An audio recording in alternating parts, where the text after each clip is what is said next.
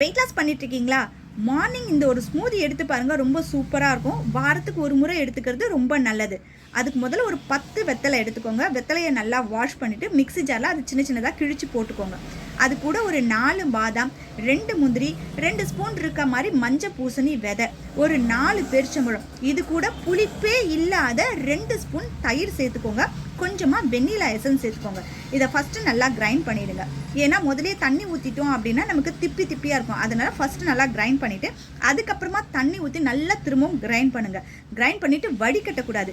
வடிகட்டாமல் கொஞ்சமாக சீயா சீடை ஊற வச்சு அதோடு கலந்து காலையில் உங்களோட ஸ்மூதியாக இதை எடுத்துக்கோங்க. வெயிட் லாஸ் பண்ணுறவங்க ரொம்ப டேஸ்டியாக இருக்கும். உங்களோட வெயிட் லாஸ்க்கும் ரொம்ப உதவியாக இருக்கும். கண்டிப்பாக ட்ரை பண்ணிவிட்டு எப்படி இருக்குன்றதை சொல்லுங்கள். இந்த ஸ்மூதி உங்களுக்கு பிடிச்சிருந்து உங்கள் வீட்டில் இருக்கக்கூடிய குழந்தைகளுக்கு கொடுக்குறதாக இருந்தால் தயிருக்கு பதில் நல்லா காய்ச்சி ஆற வச்ச பாலை அதோடு சேர்த்து கூட வேணால் நாட்டு சக்கரை சேர்த்து குழந்தைகளுக்கு நீங்கள் கொடுக்கலாம். ரொம்ப டேஸ்டியாக இருக்கும். எல்லா வயதினரும் இதை தாராளமாக சாப்பிடலாம். இதனால் எந்த ஒரு சைடு எஃபெக்ட்டுமே வராது.